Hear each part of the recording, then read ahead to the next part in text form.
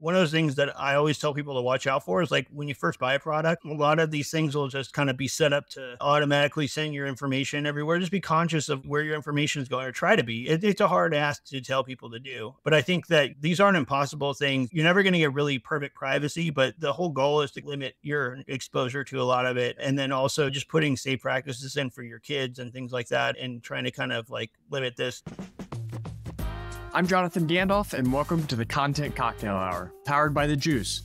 Our mission is to squeeze out the deepest secrets of B2B marketing professionals to help you push your brand to the forefront of the industry. Let's raise a glass. Hello, everybody. Welcome back to the Content Cocktail Hour. Thanks for joining us today. I am thrilled to be joined by Luke from Brave, who is VP of Business Operations. I'm really excited to dig into this conversation. I think part of the job of being a host of a podcast is getting people on who are way smarter than you and getting out of the way. And I think I've accomplished that today. Luke, so thank you for joining us. Why don't you give us a little bit of your background and a little bit about Brave before we jump into the meat of the conversation? Yeah, first, thanks for having me on. I'm not sure if I qualify as smarter than anybody, but I appreciate the vote of confidence early on. So I'm a VP of Business Operations at Brave. I started working at Brave back in March of 2016. Started working with a team because I really saw, the promise of what they were trying to do, and it was a very unique thing for the market. And from my background, I was in the director of ad products at a company called OEO, and I did startups prior to that. But I was really in the sausage making belly of the beast of advertising tech, and in a really unique position too between some of the biggest media companies and also like the platforms. So we saw how Google scaled and how Facebook grew and all these things, but also how the deal flow worked and how the products worked and all of that. And it was something where people don't realize the degree to which the privacy has been kind of like put out there, and nobody was really looking at it the way that Brave was. Everyone was trying to kind of say, okay, well, ad blockers are a growing thing, but like, how do we get around that and still show somebody an ad? And that was kind of like a different approach, but one that I didn't really think would be a winning one. And what Brave said was like, let's try to figure out how to make businesses work with a model where users are kind of put first and their privacy is protected and all that stuff. And that part seemed very interesting to me. So that's kind of what got me here. That's awesome. And so I know there's several different kind of pieces of Brave, and you just hit on several different pieces of those. But maybe for the uninitiated, for those listening, at a high level, what does Brave do? So Brave started as a privacy-focused browser. And so just like how you have Chrome or Firefox or Edge or Safari, right? Where Brave was different, was Brave basically built in really strong privacy protections by default. So we blocked all third-party advertising and tracking in the browser and basically said, look, if we want to create new models that are going to protect users' privacy and allow for businesses, et cetera, you've really got to start from zero and make it so that those practices that are compromising user privacy are dealt with as a first principle. And so that's what we did. So like initially just going to market, it's like, look, like you've got a great browser that has a built-in ad blocker. And really, I mean, even now it's one of those things where it's like, look, if you want to watch YouTube without ads and have background playback, you can do that on Brave for free on desktop and mobile, which is kind of a cool way to hook people in. But really it started there, right? It started with the browser because the browser is really, it is the user agent, even from a technical perspective. That's how it's referred to. But also like it grew from there too. We bought a search engine several years ago from a company that had come up with a really novel way of making a search index from a browser in Europe. And so we did that. It's a private search engine, like similar privacy or even better privacy than what DuckDuckGo has, except it's our own search index too. So like, whereas like DuckDuckGo is like built on Bing and kind of relies on their index, we actually have our own. And that's really a different thing here because you have Bing and Google, and that's basically it as far as independent indexes go. And then everybody else uses those indexes. So we're able to bring a new option to market that's private by default, but also it gives you a different bit of independence too if you're a company looking to do things with a search engine or an index, right? And so really, it solved a puzzle for us because one of those things, I had never worked for a browser before I came to Brave. And it was one of those things where people really confuse search engines and browsers like all the time. Like, you're like, okay,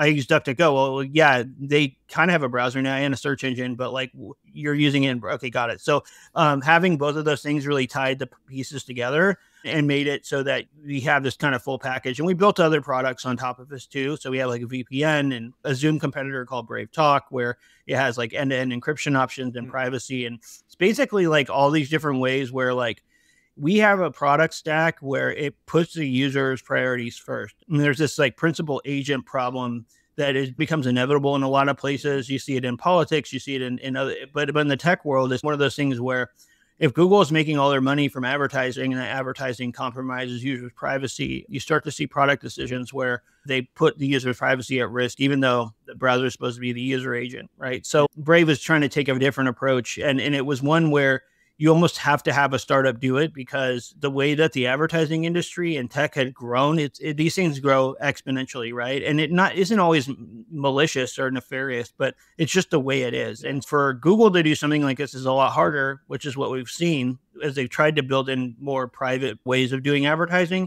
They still have to go from work backwards almost and find something that fits with the landscape that they helped to grow. Whereas Brave can be like, no, we're just going to make new tools and show people how this can be done and then build a viable business off of that. So for us, it's about having software that puts people first, and then people will move with their feet to it. And we've seen that happen over the years. And I think we're over 74 million monthly active users now globally and 28 million daily active users. And so, those are all people that kind of have shown, hey, there's some benefit here to either the model or the principles or just the usability of the thing that makes it something we want to go work with.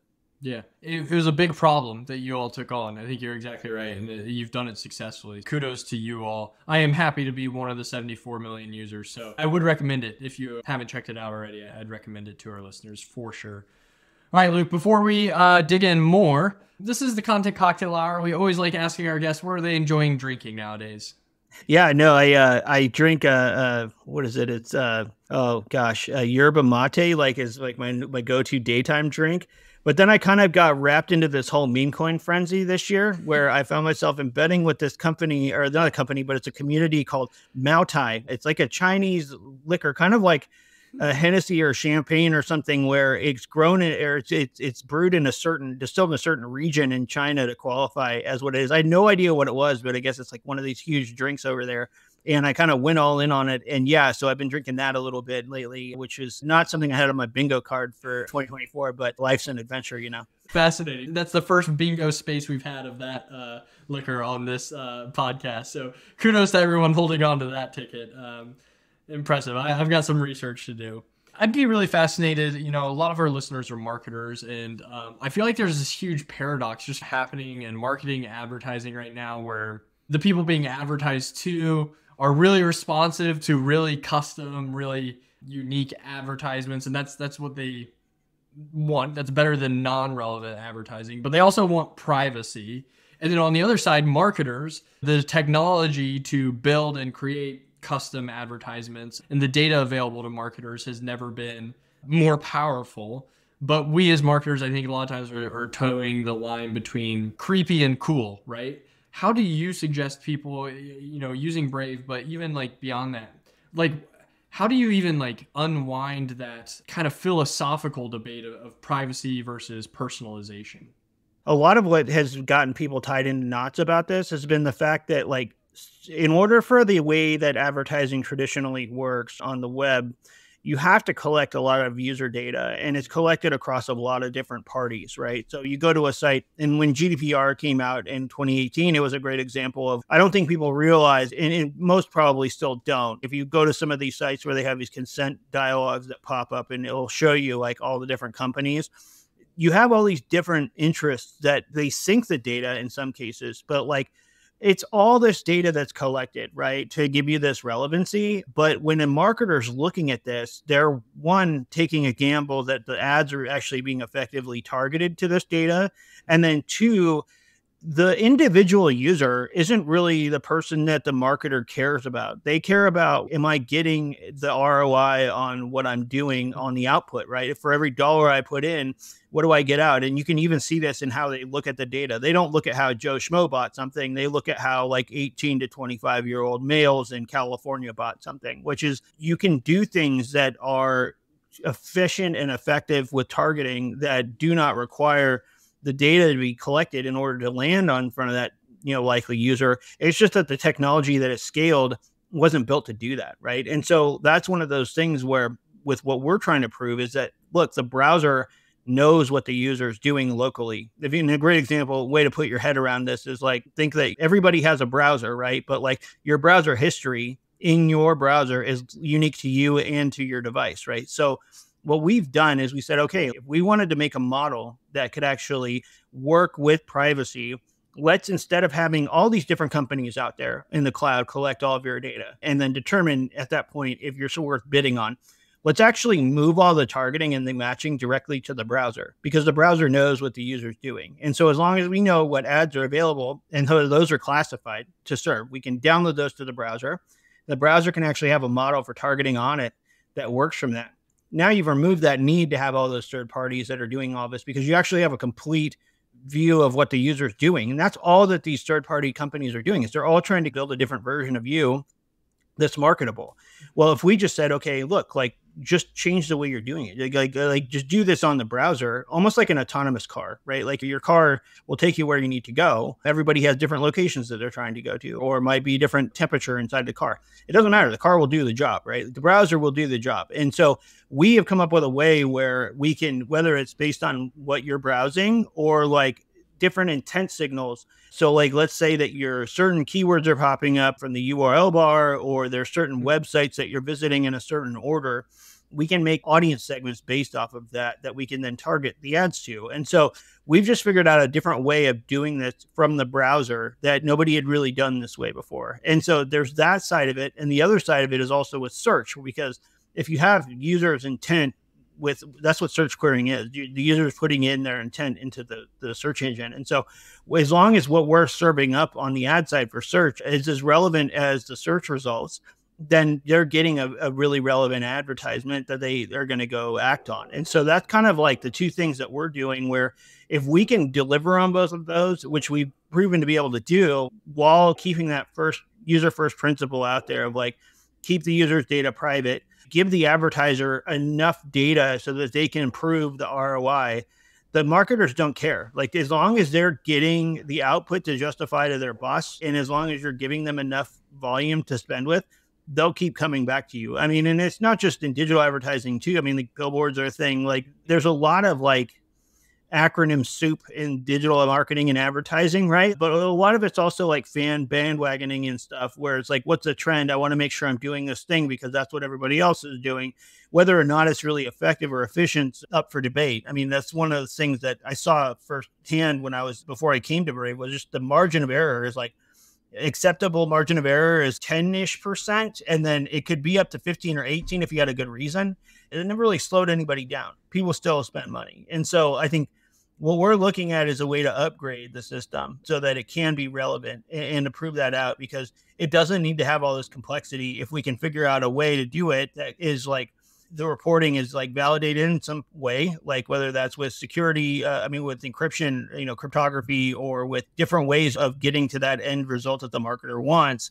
And that's one of those things that we've been early on at Brave and we've been really aggressive with, is just kind of like bringing these things to market and then getting them in front of people so that they can opt into it. When we first launched our first ad product in 2019, it was completely opt-in. So like, users had to go in, they were in an ad blocking product, and then they had to opt into seeing ads. And our way of doing it was by like incentivizing them too, saying, look, as a user first company, like, we should be able to without the user's attention, there's nothing. There's no relationship in advertising at all. And that's part of the raw deal that's been there for users for a really long time, is that users, without them, there's no money flowing here at all. And people will say, oh, it's a free internet, but really, like, that's devaluing the fungible attention value that everybody has. What we did was we said, look, like, we'll make a model too where users' attention, there's a revenue share that goes to the user for their attention. And that's what we did with our first ad product. And we still have that today. Users can opt in to earn from the ads that they view, like with their attention.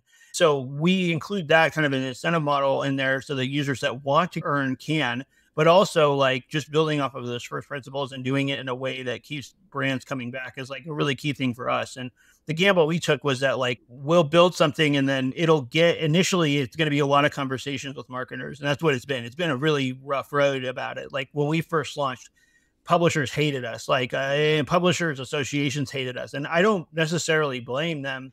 They're in a really tough position too. What we ended up having to refocus on was just like staying with that core with user base. Like users will move with their feet and then it will become a thing that's so big that they can't ignore us, right? That these companies can't ignore us. And so, a lot of lessons in there and hard roads traveling. But if it was easy, someone else would have done it. And our founders, like Brendan Eich, our co-founder, who like created JavaScript and brought like Mozilla Firefox to market. And at a time when Internet Explorer was kind of like how Google Chrome is today, as far as like market share and power goes in the market. And so, he's just one of many visionaries and also just like key web people that we work with here at Brave. It's kind of like the way we've looked at it is like, look, if you had a second chance to go and redo the web in a way that could be better, this is it. This is your second chance. This is also probably the last chance that we have realistically to like draw that line where the user agent meets the user and the web, right? So like, you're running out of area where, you've had complete capture on the user. This is one of the water's edge moments where we're either going to build something now for this, or we're just going to really capitulate as users and accept that there's no more privacy. And that's kind of a depressing thing to think about too much, but that's also why we're building stuff. And it's not just us. I mean, like I said before, they started in Brave in 2016. This was a lot of like talk back then, right? Like it was a lot of like, oh, who cares about their privacy? Kids put their stuff on social media all the time or whatever. But like families still have window shades and door locks. And those are kind of the arguments. But I think it's not just us. Like Proton's got over 100 million users on their private things. DuckDuckGo's gotten really big. Like there's a lot of different private options for things out there. Signal messaging has gotten really large. Like, and now we're at a point where you're almost a minority if you have not been hit by a data breach. There's services that are helping to clean that stuff up for you. So I think that's what's been a big fundamental difference is like a lot of people on our team were really early to what could happen and what's likely to happen. And now we're seeing the rubber meet the road on things are happening, right? Like where now in the information space is just so different now than it was back then. But luckily we've been building these things and others have too. And it's helped to inspire others. And we've helped to grow other companies that are trying to do these things too. Yeah. So maybe a good segue, we've got increasing privacy regulations, Web3 emerging, AI emerging, all those are having ripple effects into search. I know you don't have all the answers, but you're probably closer to them than most are. Where is this all going? Yeah, it's a great question. I think there's a lot of hype around all of it too, which is part of the tricky thing to navigate is that like, you wouldn't have really impassioned people that are really smart working in each of these different areas you mentioned if there weren't fundamental reasons why they were being built in the first place. And so if you look at things like crypto, for example, right, like the Bitcoin white paper emerged in 2009 off the heels of a global financial crisis where you had a lot of people working in fintech that were like, what the hell? Like there's no one being held accountable here. That we have to upgrade the technology. There needs to be a better way of doing this. And I think that history has proven too, that if we had a lot of these technologies back when that financial crisis had happened, you would probably, it might not have avoided it, but it might have caught it a lot earlier, having, a lot more transparency in these systems. So, there's a lot of like casino hype around crypto and Web3. And some of that is just new technology coming to market, right? Like, and you see the same thing with the internet and with the web initially too, where you had like pets.com and this whole like, IPO craze back in the early 2000s. It's a natural part of the cycle. Like speculation fuels a lot of that early development, but it's not gone away. And, we've seen kind of both a conviction and resilience among the crypto space and the Web3 space to where it's gone from being small enough to potentially get busted up to like now having the most powerful government in the world trying to challenge it, like on a bunch of different levels and kind of weathering through that storm. And now it's almost like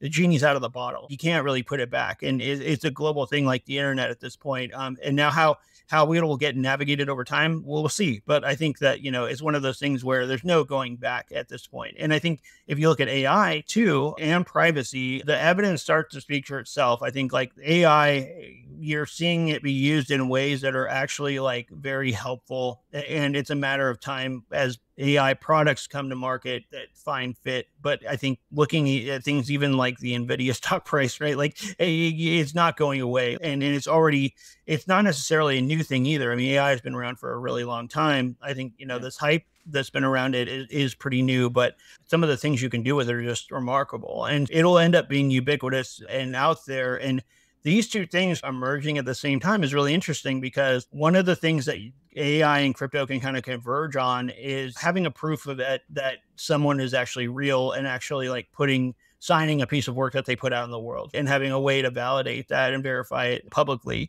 And there's ways that you can do that with cryptography and with Web3 with AI. And I think that's a natural vector for those two things to be together, is like, you could have something like a proof that proves that I signed the message, that I created the thing, and use that to combat certain things like people posing as other people and other stuff like that, and signing your work and doing all sorts of things like that. I mean, it's political season right now. Like, it's only going to get more weird, but imagine if you could have a candidate signing that they verified that they actually, it's the same way as they used to say, oh, I can confirm this message, or I endorse this message, or approve it, or whatever. It's a different way of approving it, right? Like, except with the technology. And I think the way things are moving, we're going to need to have some form of authentication on content that comes out and it gets merged with AI. And that's an inevitable thing. But those things will converge in a certain way. And then the other piece is like kind of around what we're doing at Brave, where we're trying to kind of tie all these things together. Having AI built into the browser and doing it in a way that's not going to compromise the user's privacy or,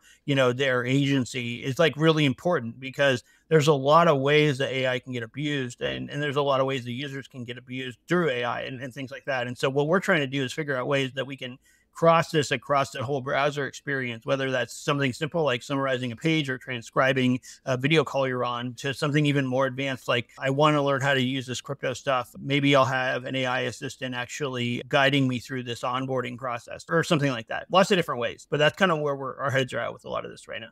It's interesting. I want to flip the lens maybe just a little bit briefly, but for a lot of listeners, watchers of this podcast who are, maybe they're not in ads, maybe they're in sales versus marketing, but just all of us as consumers of digital content, like what recommendation do you have for those of us that do care about privacy? Is it as simple as use Brave, or are there other things they should be thinking about from the consumer side of things as it pertains to privacy and all of the kind of digital evolution right now? Yeah, it's a great question. I think obviously I'll say use Brave stuff. I think because we make good stuff, and also we kind of cover a lot of the ground, but you can use things like Proton Mail too, and Signal for communications and things like that will help. And they're getting a lot easier to use too. And I think a lot of these things have been, they were a lot harder to use, but now it's a lot easier to use them. You're seeing that too with just the emergence of like, while Telegram's not perfect, I mean, like it's one of those things where it's become part of the zeitgeist. But even things like Facebook, like WhatsApp, et cetera, they're all using different types of, encryption schemes that people weren't really thinking. When I started at Brave, right, back in 2016, the big push was to get everybody to use HTTPS. And it was like a small percentage of the population that were actually using it, or of websites. And that exponentially grew overnight. And now you're seeing a lot of these things that used to be really quite hard to adopt are becoming much easier to adopt. So I think there's things like that, like using those products is a great way to start. There's a lot of people you could follow too, like on Twitter or X or whatever we're calling it these days. Naomi Rockwell is one of those great people who does a really good job of bite-sizing complicated privacy tools and concepts into understandable videos and product suggestions and informing people on. But those are the things I would say to try and do. And then if there's a way that you can do something without exposing it, I think one of those things that I always tell people to watch out for is like when you first buy a product, a lot of these things will just kind of be set up to automatically send your information everywhere. Just be conscious of where your information is going, or try to be. It's a hard ask to tell people to do, but I think that these aren't impossible things. You're never going to get really perfect privacy, but the whole goal is to limit your exposure to a lot of it. And then also just putting safe practices in for your kids and things like that, and trying to kind of like limit this. And I mean, is there a reason that your microwave needs to talk to the internet? Probably not, like those types of things, where it's always this kind of collision between creature comforts and convenience. And every new signal you introduce is putting more of your information up into a place that, or to parties that you might not even be aware of. I want to advertise to 30-year-olds in California who microwave their popcorn for 30 seconds. That's the future, huh? Thank you so much. This is fascinating. I could talk for hours about this topic, but if people want to learn more about Brave or learn more from you, what's the best way to do that? Yeah, so there's a real easy way, is go to brave.com. That's our website. We have a new redesign there too, where we cover all our products there. We have a way you can search through there. Advertisers can go there, and we have our self-serve platform that we launched for advertisers is available right there too. And then if you want to follow me, I'm on Twitter. It's just Luke Mulks on Twitter. I answer DMs and they're open, and say hi and tell us when you love stuff or when you hate stuff and what we can fix if stuff's broken. That's what we love to hear. Slide into Luke's DMs. I like that invitation, especially if you have any questions about what was the Chinese liquor? Oh, Moutai. Yeah. Moutai is the ticker, Moutai. It is a great meme coin community. We have a whole lineup of meme coins, actually, like about 5 of them that we help to grow through Brave at. So we kind of pick, okay, which ones are not going to rug on people and most likely actually doing things that are interesting aside from being just a meme. Yeah, that's one of them. All right, I'm fascinated. I'm going to be digging into that. Well, Luke, thank you so much for joining us. All of our watchers, all of our listeners, thanks for joining the Content Cocktail Hour. You know where to find us. Until next time, same place. Cheers. Thank you for joining the Content Cocktail Hour powered by The Juice. If you want to see more episodes or more resources curated for your role, join us on app.thejuicehq.com. See you next time, same place. Cheers.